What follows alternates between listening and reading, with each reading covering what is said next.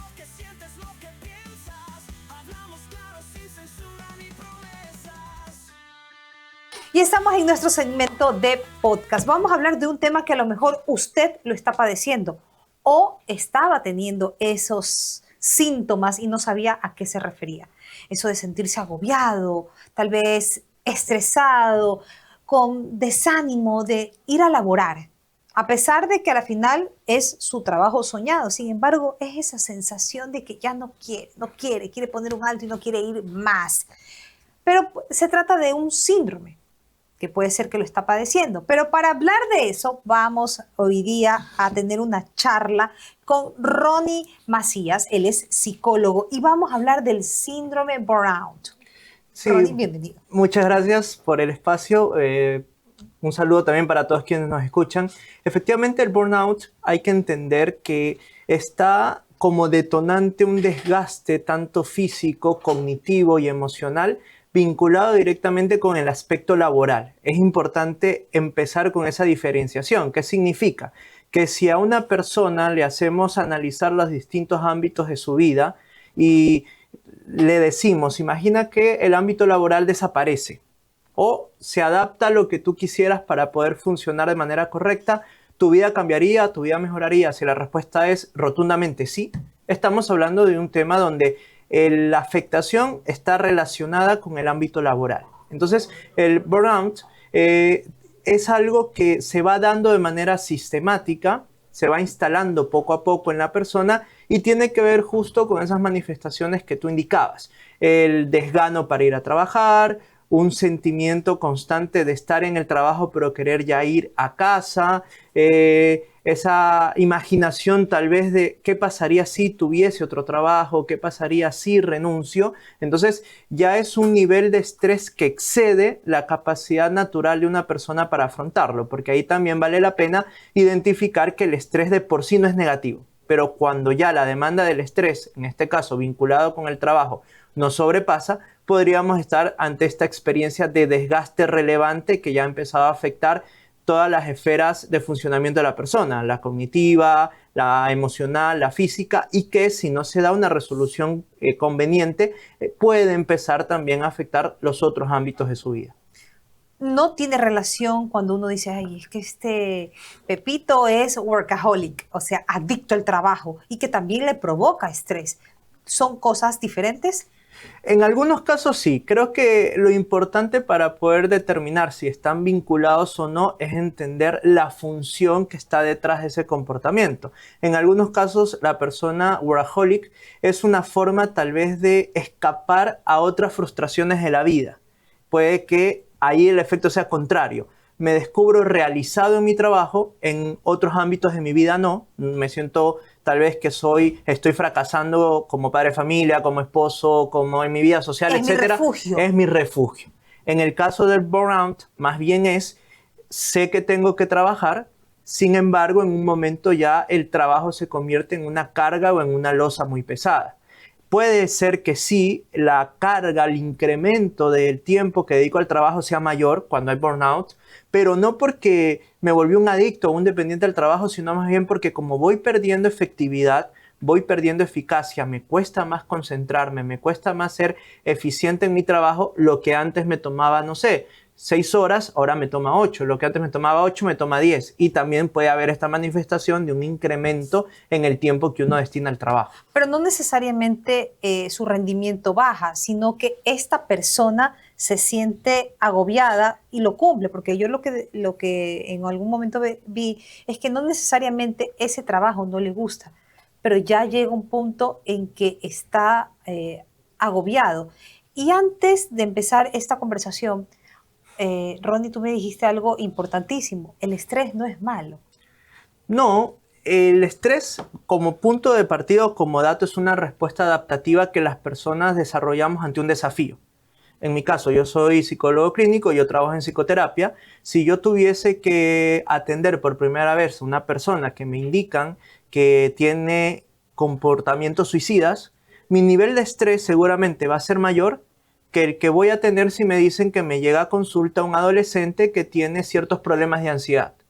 ¿Por qué? Porque en el primer caso yo tengo que cuidar mucho. Mucho el mensaje que va a dar. Exactamente, porque hay un riesgo de muerte. En el otro caso no hay un riesgo tan significativo. Entonces ese estrés, ese estar más alerta en lo que digo, cómo trato a la persona, cómo actúo, me ayuda a poder sobrellevar de manera adecuada el desafío. El problema es cuando activo un estado de alerta en condiciones donde no hay alerta. Ahí ya hablamos de un estrés disfuncional, donde un estrés que puede llegar a enfermarnos. Ahí puede ser el síndrome del burnout, ese estrés negativo, ese estrés dañino activado en lo laboral. Así es, esa alerta excesiva y que no corresponde a la realidad. Cuando ya yo mismo voy asumiendo que estoy en riesgo de perder mi trabajo, cuando yo mismo voy asumiendo que tal vez las personas que supervisan mi trabajo o que lo que hago no es del todo efectivo, porque ya entrando un poquito en las manifestaciones principales de burnout, el primero es el agotamiento emocional. Entonces empieza a haber afectaciones en el estado de ánimo, irritabilidad, problemas para concentrarse, dificultades para dormir.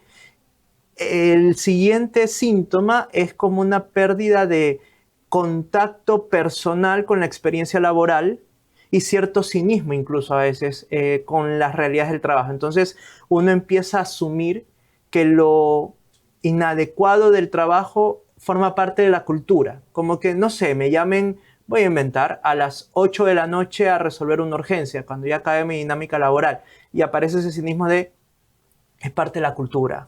Hay que estar siempre disponible, hay que dar la milla extra, pero no como un convencimiento, sino como un sarcasmo o esta sensación de estar en el trabajo pero querer irme. Es que lo que mencionaba con esta pérdida de contacto con la realidad laboral o pensar que ya la tarea que realizo no es valiosa, no significativa, y en algunos casos eso puede derivar también en una sensación de ineficacia o de baja satisfacción personal respecto a la tarea. Entonces, puede ser que sí, como tú mencionas, la persona no deja de ser eficiente en su trabajo, sin embargo, en su interior puede albergar dudas de si en realidad está siendo lo suficientemente efectivo, y eso pasa. O sea, yo he conversado no solo en terapia, sino también en contextos con amigos, amigas que tienen trabajos demandantes. Yo escucho lo que hacen, yo lo analizo de manera externa como un observador y digo, lo estás haciendo bien, y la persona me suele decir, no es suficiente. O sea, no se siente satisfecha con lo que está haciendo y eso le genera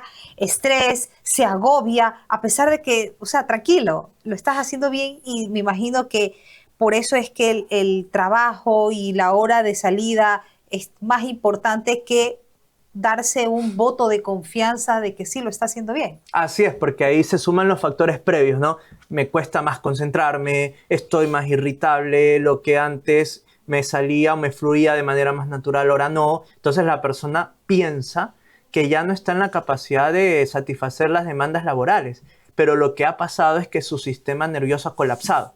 Cuando hablábamos ya de este estrés enfermizo. Entonces, no es que la persona perdió habilidades, sino que se llevó, ya sea por las condiciones laborales, porque a veces las mismas condiciones laborales llevan a las personas a quemarse, o a veces la forma en la que yo asumo mi carga laboral me lleva a quemarme. Entonces, la eficacia se pierde no porque deje de ser efectivo, sino porque mi sistema nervioso se saturó. Y ahí es donde es importante pues buscar la ayuda necesaria para poder reducir ese estado de alarma, para añadir significado a la vida más allá del trabajo, y desde esa regulación emocional poder luego afrontar las condiciones laborales de la manera correcta, porque a veces no se puede modificar el entorno laboral, pero sí es importante que las personas aprendamos cómo adaptarnos a los desafíos y a las demandas del mismo sin perder nuestra estabilidad. Ronnie, para ir ya cerrando el tema, recomendaciones para estas personas que a la final se sienten identificadas con todo lo que se ha descrito.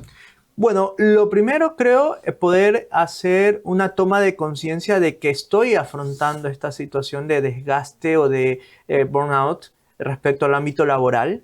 Lo segundo, creo que vale la pena también confrontar cómo estamos llevando las otras esferas de la vida, es decir, la vida familiar, la vida social, la vida emocional, el cuidado personal.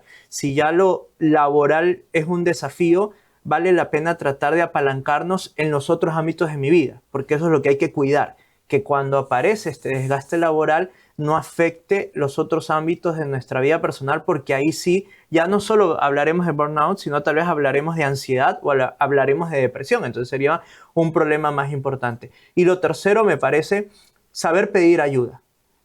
Si es ayuda profesional, pues valioso e importante buscar esa ayuda profesional y también poder tener un grupo de apoyo sólido, personas de nuestro entorno familiar, amigos, que nos sirvan de soporte, que no solo nos a veces invaliden lo que estamos viviendo, porque a veces es como que Exagerado. no es para tanto, Ajá. relájate, todo el mundo trabaja y no está así.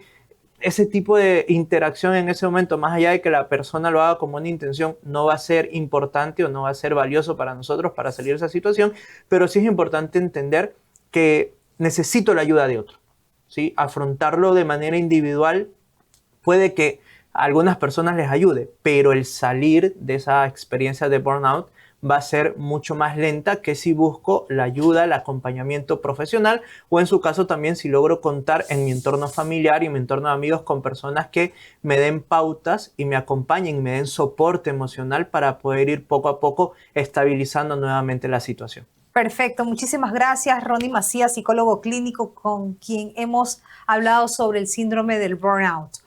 Hay que estar alerta, no hay que minimizar las emociones o las situaciones que viven las personas que tenemos alrededor, a ser más empáticos.